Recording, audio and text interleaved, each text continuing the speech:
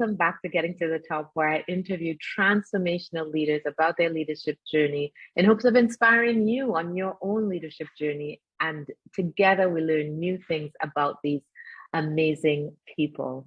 Today I have with me Catalina Valencia. She's a global expert in economic development, and she is the Executive Director of Business Development for the Minnesota Department of Employment and Economic Development, also known as DEED. And she's been working with communities and businesses on building and growing their presence in Minnesota. She is absolutely inspiring and passionate and just fun to be with. So I'm really delighted that she agreed to allow us to have this conversation with her today. And with that, I'll give Catalina an opportunity to introduce herself. Welcome, Catalina. Thank you, Raquel, and thank you so much for having me today. I've seen some of the videos from previous interviews and seen the magnificent woman you've had in this space, and I'm honored to be here today. So thank you very much. So yes, you said it, I'm an economic developer. I've been doing economic development my entire life from many different perspectives. I'm now with the Minnesota, with the state, and I lead the business development team. So we work with business attraction, retention, and expansion. And I'm also Colombian. I was born in Colombia, grew up in Colombia, went to the university in Colombia, and have been in the US for the past 21 years. So this is also my country. I'm a mom to two kids, one a girl of 11 and a boy of 9. And again, happy to be here. Wonderful, wonderful. So tell us about, what first interested you in economic development? So I have my dad, he's always had his own business.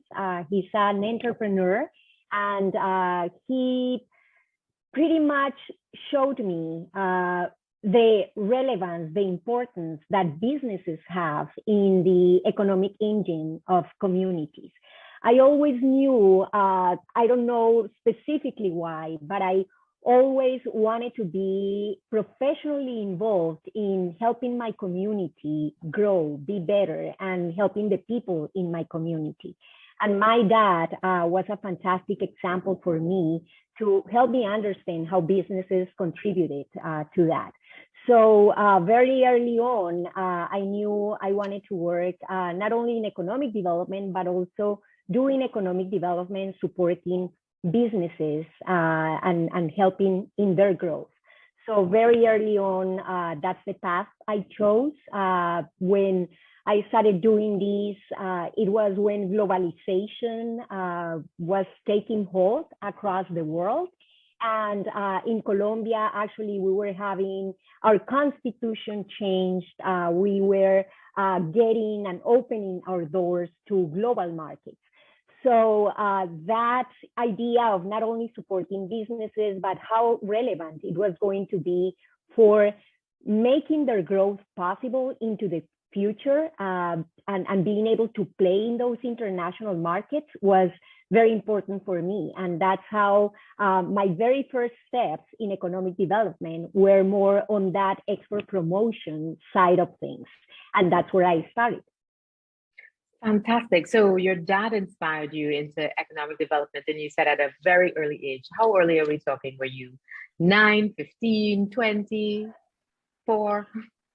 I think when I started thinking about, I would say in high school, when I started thinking about what do I want to do with my life, and I always felt that calling of, again, doing community work and working in something that would help my community. And then when I started thinking specifically as to what I wanted to be doing my entire life, for me, I've always thought of my job as my life, as part of my life. I feel all of us, we devote, I don't know the exact percentage. I don't know if somebody's made a study on how much we devote to our jobs, but I would say 80% of our lives goes into our jobs, and we better make it fun and fulfilling for us, so that we can feel complete. And that was very important for me. So when I started thinking about that, that's when I thought about economic development, and I thought about, I actually started with some friends early on, getting my feet wet into politics. And soon enough, I learned, no, this is not what I want to do. And then I realized the line I wanted to be in was more the economic development, in working with businesses and working on initiatives and programs that would support business growth. All right. So tell me, so what business was your dad in? My dad, he still has it. It's been 47 years now, I believe, that he's had his business. So he imports and distributes and supplies very large companies in the region I'm from. I'm from Cali, Colombia. And he supplies metals, steel to large industry that utilizes that steel and those metals to manufacture, for the most part, spare parts for machinery and equipment. So he's been doing that for many, many years. I know today they do much more than that, but that's been the core of its activity. And that was what inspired you to say you want to be able to follow this calling of doing something for your community. So tell me about your stint in politics. What was that like? How did you enter politics, and what kind of politics were you in? It was for it wasn't even a year. It was just a few months that with a group of friends, we just started thinking of creating a political youth group and just helping push some of our ideas. And this was many years back, again in Cali. And we started meeting and brainstorming about the types of initiatives we wanted to undertake and push for. And then soon after, you start realizing that, and this is not anything against politicians, but that you have to compromise a lot when you enter into politics. And it scared me, thinking that I would lose a part of my soul in that process. And I soon realized, okay, no, this is not for me.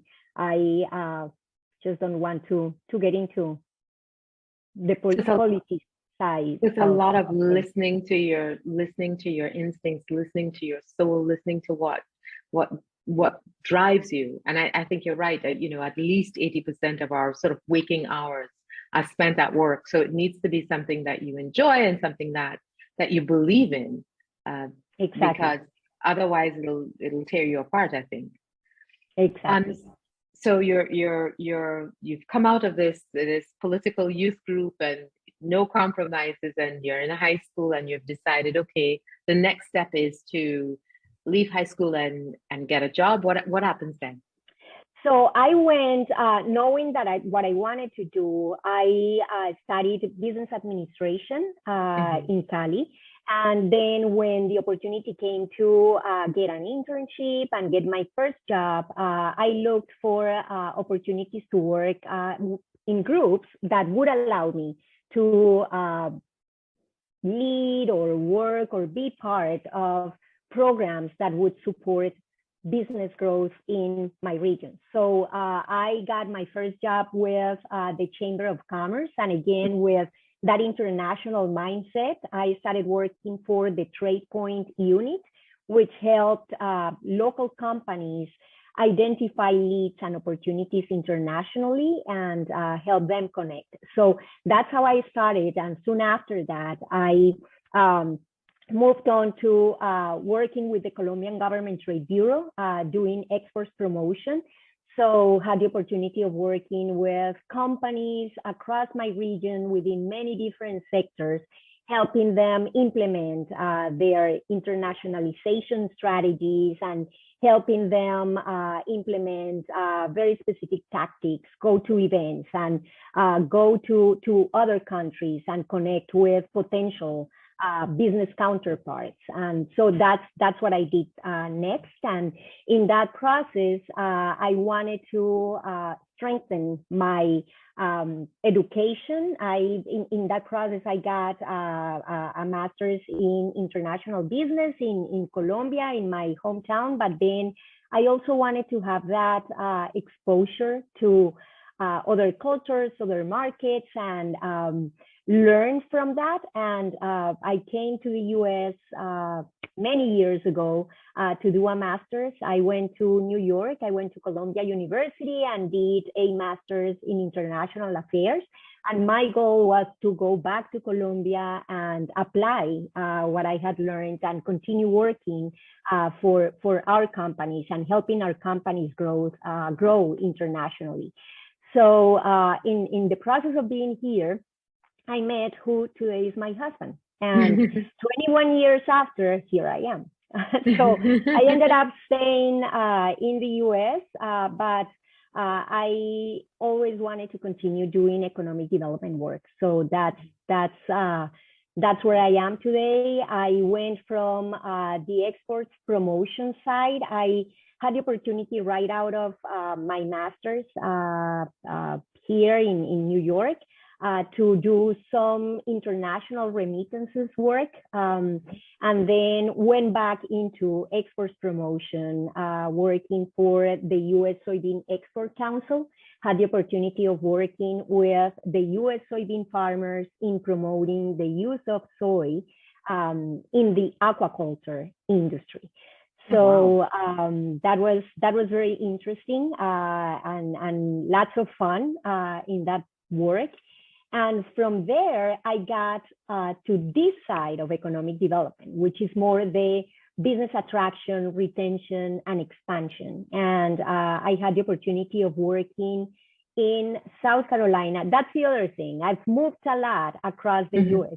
I've lived in many different places, which I think has given me many different perspectives, and that has been very important for my job. So in South Carolina, I worked in economic development, doing business development as well, business attraction, retention, and expansion for one of the communities in South Carolina.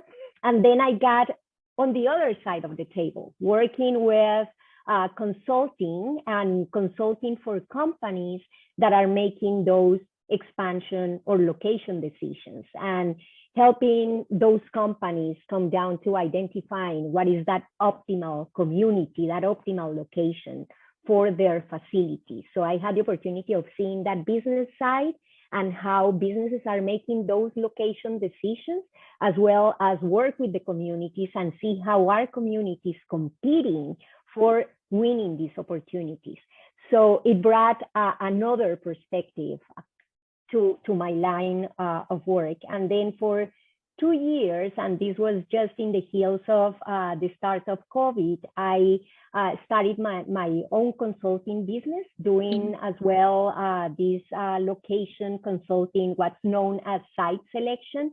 And then in that process, the opportunity to come to Minnesota and lead the business development team for the state came, and I grabbed it.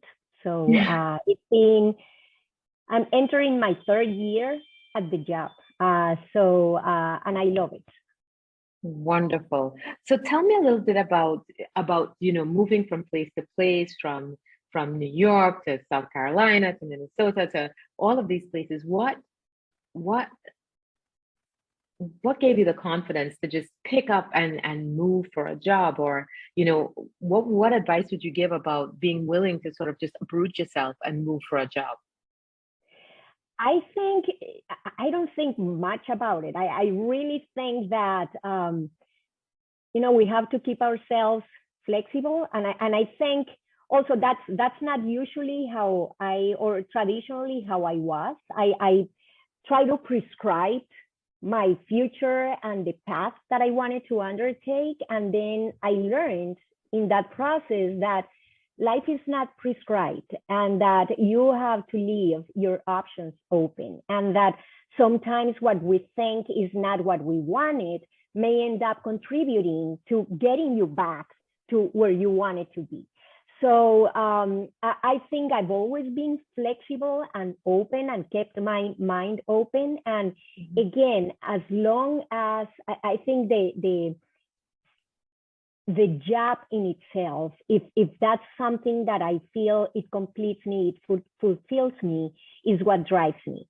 So that's what's driven pretty much those decisions of going from one place to the other and just not thinking much about it. Is just taking on that opportunity and finding the best in each of them. So that's how I'm not I don't over analyze it. Of course, with my family, having kids, having a husband who also has a career and is ambitious as well. Now there are more thoughts and more consideration that needs to be brought to the table. But I think I'm very risk. What's the word? I'm forgetting the word. Risk tolerant. Exactly. When it comes to moving to different places.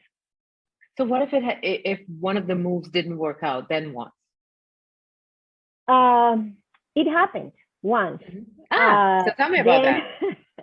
So we moved, and I don't want to call out the place we moved to with my husband, but we just didn't like living in that place, and we just decided looking for opportunities in a different place, and we found them, and we just moved to that different place. So that's how that happened.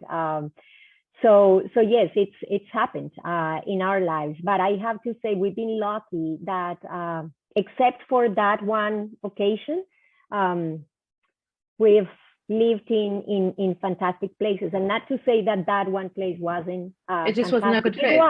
It just wasn't what fulfilled the family as a whole. I think we as a family had needs, and there were just some things that were in there, and that's what drove that decision.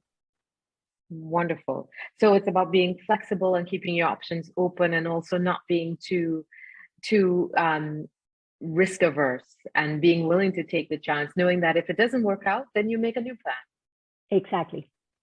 Wonderful. So in all of these roles, what do you think helped you going from one role to the next role? How did you how did you make a decision? Okay, it's time to go for the next role, and how did you prepare yourself? I see that education was really important to you. You wanted to make sure that you got very prepared for these roles. You let passion drive you. But how did you sort of take a decision? Okay, it's time to level up to the next thing, and this is how I look for the next job. When that passion starts subsiding, that's the moment I feel it's time for me to look for other opportunities that will wake me up every day with that intention and that desire to do things.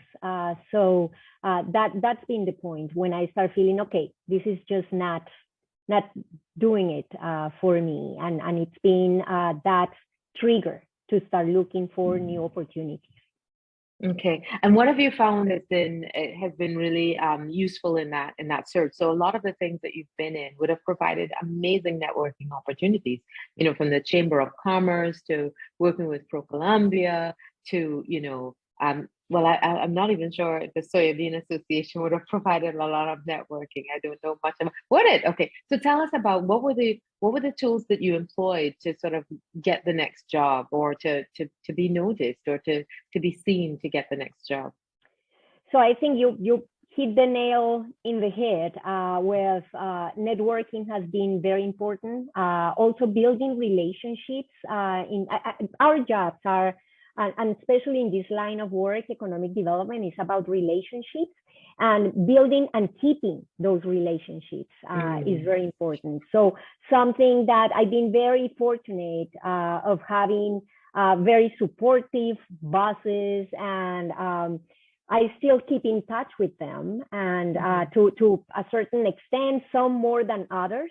But I it's always important to leave that door open. I've had opportunities where I've connected back with my first boss, and I still can do that. I don't feel something's happened that's deteriorated that relationship, and I cannot go back to connecting with that person to ask advice or guidance. So that's always been very important for me. Building, creating those relationships, but at the same time maintaining them. Networking in our space, in economic development, it's critical, and that's helped me take those networks into my new job opportunities. So in the work I do today, I connect with many people I've known through the years that are in different regions and different lines of work that support the work I do. So I call on those people and their expertise now that I'm doing this job, and the same for other experiences. So that I would say that's been a critical component. And again, I think something that I also bring into my jobs or my experience is being able to have the flexibility and the openness to consider everybody you work with. I think that we cannot do our jobs if we don't have people surrounding us that also ideally love what they do and are convinced of the contribution they are making through their jobs and through the work they do. So that's also been important for me as a leader. I want to make sure that people understand the importance and the relevance of the work we do and why we do things. Not to impose things just because I want those things to be that way, but more because I want people to understand how important that is, and that they understand also how what they do contributes to what we are doing as a team. So I think I always brought that into the different roles that I've had. And I think that the more experience, the more responsibility I've gained, that's given me more confidence to be able to be more forceful, more assertive in bringing those ways of interacting and working with the teams I've had the opportunity of working with. So when you work with teams, you want to make sure that you're getting sort of tell me about how you are more forceful and as you get more confident. Tell me, unpack that a little bit for me. So I think that, a younger me probably would have been more intimidated about pushing with something I thought was the right thing to do. If I got pushback from, someone with more authority.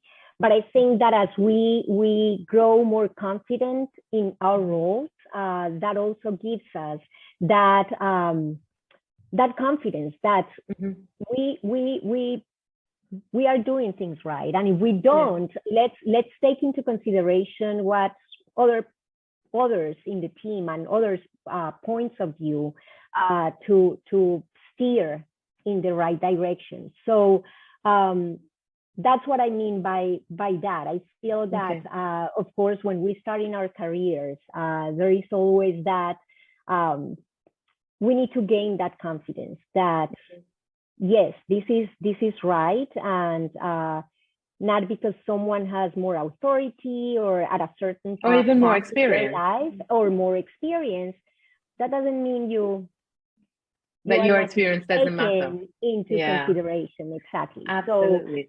Because you would have a completely different lived experience, and so you may see something, know something, be aware of something that they may not. Exactly. So tell me about, but isn't pushback or successful pushback, I guess, a lot about not just what you're pushing back about, but how you push back? Tell me what you've learned in that area. I think that might be really useful. Yes, and I also and that's I love that question because that's another important component. I again, relationships are key, and building those relationships and how you build them and how you treat people and how you take people into consideration and their opinions and their feelings into consideration is very important, and that's always been very important for me. It's been important when I choose a job to identify what type of leader I have guiding me and also being there for me, for my team, and making sure that there is understanding and that I can work well with my boss, for example. That's been key for me. But I also want to create that same environment for my team. I want people to feel safe and confident of bringing forward their thoughts, their opinions with respect. I emphasize that a lot.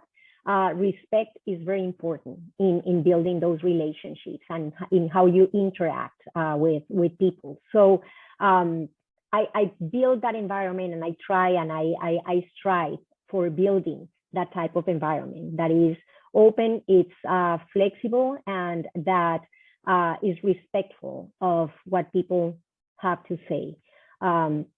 So that's been very important for me in building those relationships and ensuring that it's done with respect.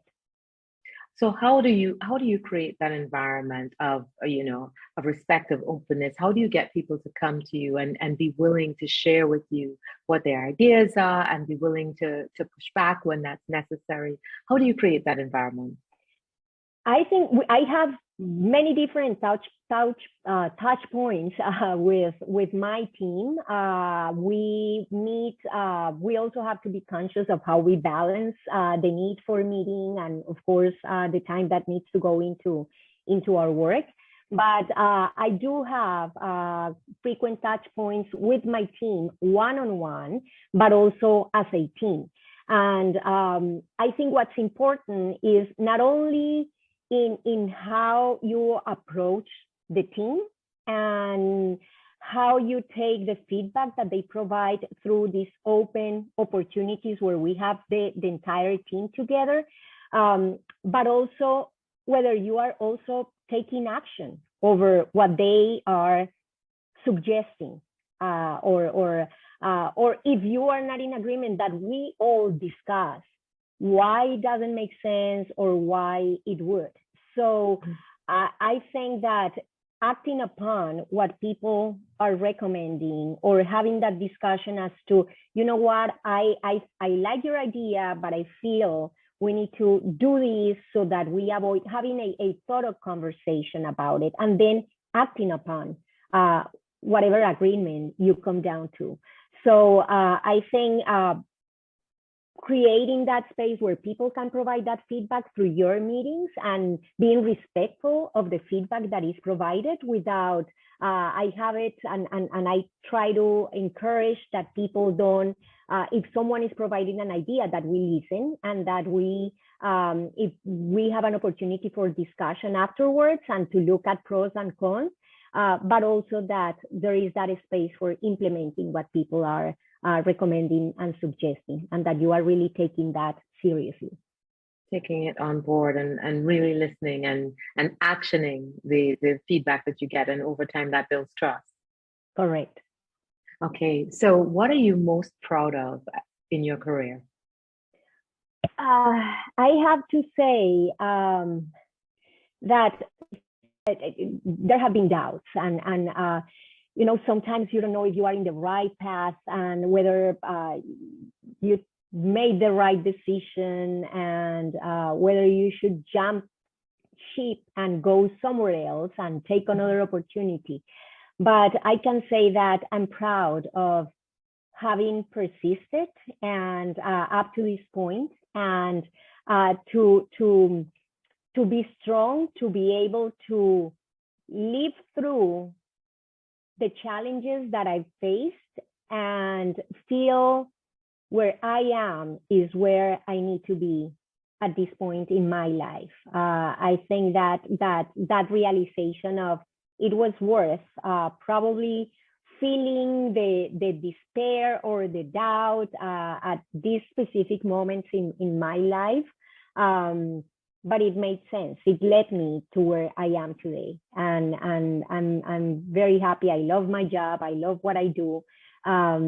So if it hadn't been because of taking or having done those things that at points felt like the wrong thing to do, probably I wouldn't be here. So I think I feel most proud of just being persistent with what I wanted. And many times I felt like I wanted to throw the towel, but I pushed through.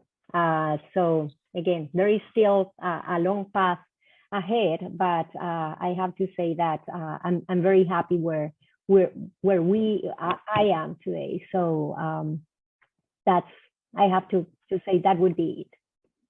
That's so interesting. I think a lot of times, you know, when you face periods of doubt, or when you sort of end up in a place where you're happy and you're content and you feel like you're exactly where you need to be, you know, exactly at this point in your life, you can look back at so many other times where you didn't get the job, or you didn't get the promotion, or you know, things didn't work out exactly the way that you had planned, and you thought, oh, disaster. And then you realize, fast forward, you know, once you are content that everything happened exactly the way it was supposed to, the failed moves, the multiple moves, you know, the job that you didn't love, the relationship that didn't work out, you realize all of those things lead up to a single moment. And until you're in that moment, you don't realize why everything happened, but it couldn't have happened any other way. And so all of the grief and despair and, you know, heartbreak and heartache were all for a good reason. I think if there were one thing I could tell my younger self, it would be that, just, you know, everything happens exactly the way it's supposed to. So just hang on through the turns and the curves. What about you? What advice would you give your younger self? That, to be very persistent. Also, again, I think I wanted to have my life planned from the very beginning, and have every step evaluated and know that I wanted to go here, go there. So I would tell myself that life has many different ways of getting us where we want to get, but we have to be persistent and be flexible and keep our minds and our chances open along the way. And but it's also important that as we are taking those chances that probably don't correspond to the prescription that we had for our lives, that we also persist in looking and going after those things that we feel is what we want. So persistence and flexibility and non-prescriptive strict A non-prescriptive exactly. approach. But you know what I'm still trying to reconcile for me is that there are times when, you know, you hit a roadblock and you need to stop because that's just not the right path for you. And there are other times when you hit a roadblock and it means that you need to push harder, that in my view, the universe is testing me to see, do you really want this? Because if you really want this, you would continue to try. And I'm still not sure that I have that I can see a closed door and figure out, is it one that I need to push on, or is it one that I need to walk away from? What are your thoughts on that? How do you know when it's time to walk away versus time to push? I don't think I've ever known. I think I'm acting upon you know, how I feel and how I perceive that moment to be, whether I feel it right or whether I feel, you know what, and I've done both. Mm-hmm. Jumping and saying, okay, this is it for me, and I've just pushed through and kept at it until just one day I feel, okay, this is it, this is the limit, and I need to move on. So I don't know whether those were at those different situations the right decisions to make.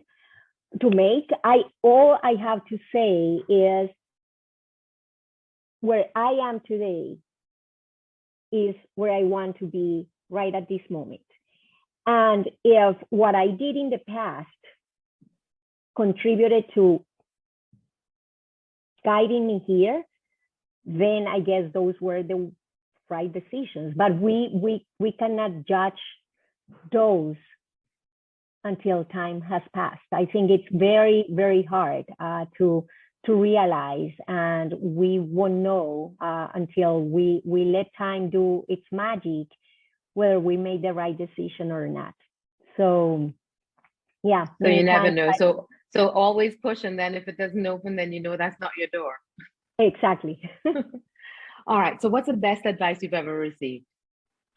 It's very simple. I remember one friend I met through one of my jobs, who is a very good friend today. She told me, pick your battles. And that was, it's a very simple advice, but such good advice. But it opened my eyes right at that moment that those were magic words, and it's helped guide how I pick my battles and what things I really were stressed about, and not that I can apply it always, but I try to tell that myself when I find in those moments of okay, we need to push for this, or we need to, and sometimes it's like our lives are finite, and we just have finite time to work with, and we have to let some things go, and we need to push on other ones. So picking my battles and knowing where I need to be pushing has been very important advice for me. Oh my gosh, that is such great advice. You know, I tell my team all the time. So let's say if there are 10 battles, the younger me would fight all 10. The me now who's had a little more experience will pick one, but I will say to my team, you know, that one, let it go, leave it alone. Not a big deal. Don't let it stress you. Don't bother with it. Don't fight it. But this one, this battle we're gonna fight, this is the hill I am willing to die on. So if I'm fighting the battle, trust me, I will win or die. So, exactly. And I think that that is such great advice. Pick the battle. Yeah, yes, and you are making me realize, you know, when we start early in our careers, you know, those battles are just my battles. But when you are leading a team, it's not only your battle, is everybody else's, and you have people bringing to you their own battles. Should I fight these, and you also need to start thinking in terms of that team and the many different ideas and considerations and things that are a priority and relevant to your team, and helping again steer that ship, and being able to synchronize your own thinking and perceptions with that of your team, and being able to push ahead for that common idea or goal. So yeah, that was great. Very simple, but probably the best advice I've been given. Absolutely wonderful. Catalina, thank you so much for your time with me today. I really appreciated it, and I loved the best advice. Pick your battles. I think that's something that certainly our younger selves could have benefited a lot from. And now, you know, you don't want to use up all your ammunition by fighting too many battles. What you want to do is to be very, very strategic about when and where you fight and what you're willing to fight for, what really means something. You know, don't fight for the sake of fighting. I love that. I love that. I love the openness and flexibility, and knowing that you will land on your feet, being confident and building your confidence over time to know that, you know, here's where I need to push back, and here's where I need to interject, and here's how I create a trusting environment for my team to make sure that they're able to push back, and I get the best out of them and the best ideas, and really listen and implement. I think that's something that people don't necessarily focus on. They're like, listen to the ideas, but they don't necessarily move towards implementation. And that makes a big difference. If people see you implementing the ideas of others, they will believe that ideas have value. So all of these were absolute gems. I really appreciated talking to you so much. The time has flown by. And so thank you all for listening. I hope you enjoyed this as much as I did and learned as much as I did in this conversation. Thank you for joining us. If you're not already subscribed, please subscribe, and we look forward to seeing you on the next episode of Getting to the Top, where we interview transformational leaders about their leadership journey. Thank you.